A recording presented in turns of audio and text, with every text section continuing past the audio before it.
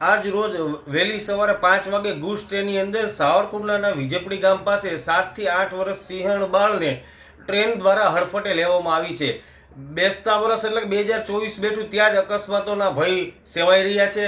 તો ખરેખર સરકારને પણ જાગવું પડશે, કેમ કે પીપાઉથી લઈને રાજુલા સુધી રેલવેની બંને સાઈડ ફેન્સિંગ કરવામાં આવી છે, પણ રાજુલાથી લઈ અને ક્રાકર સુધી સિંહો, અમરેલી જિલ્લાની અંદર ખૂબ જ મોટી પ્રમાણમાં સિંહો અહીંયા વસ્યા છે.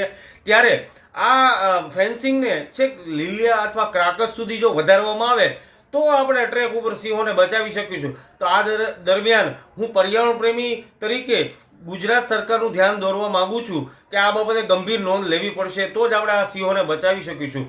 હવે ટૂંક સમયમાં જ લાયન પ્રોજેક્ટ પણ આવી રહ્યો છે. ત્યારે ગીરની અંદર સિંહો ખૂબ જ સુરક્ષિત છે, પણ બૃહદ ગીરની વાત કરીએ તો ત્યાં ઘણા બધા પ્રશ્નો છે. તો આ પણ એક ફેન્સિંગ દ્વારા જો આપણે કવચરૂપ રેલવેને કરી આપીએ તો સિંહોનો અકસ્માત ઘટી શકે તેમ છે.